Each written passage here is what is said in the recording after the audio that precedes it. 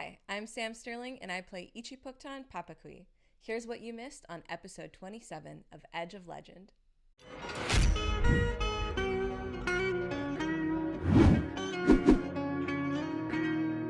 Upon hearing an oncoming ship, Shionibus rushes upstairs to the final door that the adventurers haven't opened yet.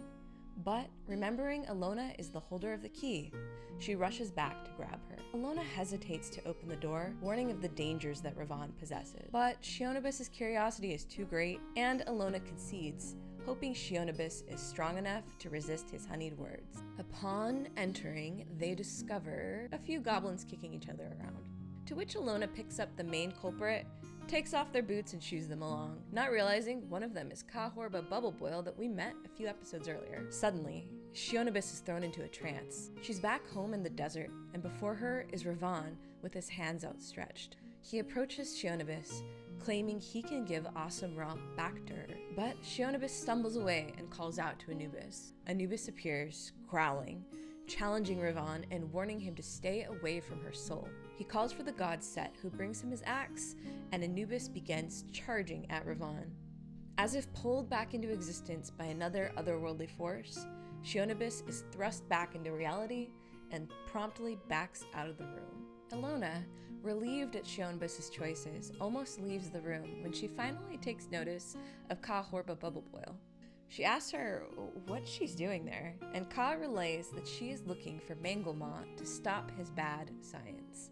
But first, they must blow up the cave, which Ka is more than ready for.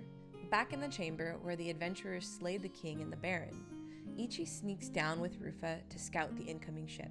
Ichi and Rufa were able to discern the ship was meant to take prisoners, but Rufa also picked up on the additional detail that the ship was owned by somebody he knew from his past. He, however, doesn't mention this to Ichi, and they head back to the others to blow up the cave. Awan and Kahorba Bubble Boil are squabbling over who gets to destroy the cave, while the adventurers head back to their carts where the recently released prisoners are waiting. Alona notices Tobias is nowhere to be found and goes searching for him.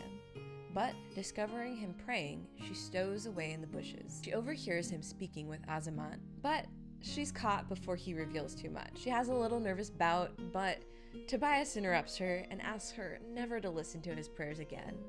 Back with everyone at the carts, having seen the King's Cave destroyed, the party heads back to Mollymoss to return their people. When they arrive, the leader Glenn negotiates payment with Rufa, who accidentally gives away his name in a contract for 3,700 gold.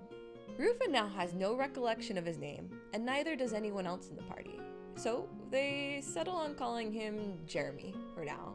Woodward, who has been hiding from everyone in a pickle barrel, pops out encouraging Rufa to challenge the Fae for his name. Woodward also adds his name to the challenge to sweeten the deal.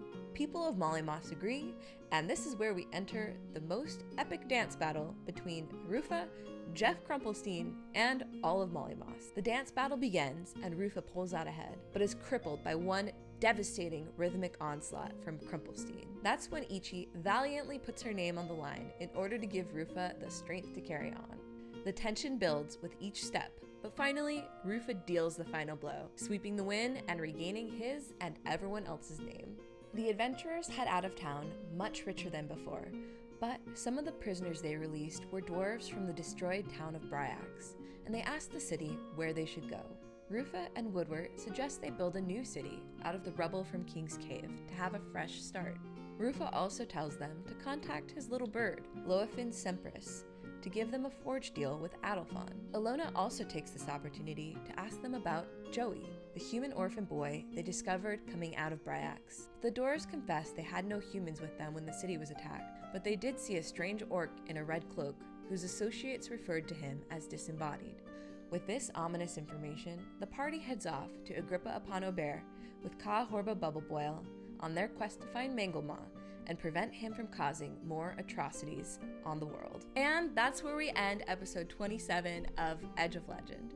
Make sure to tune in 8 p.m. Pacific Standard Time to Nat20 Productions Official on Twitch to catch each episode as they happen.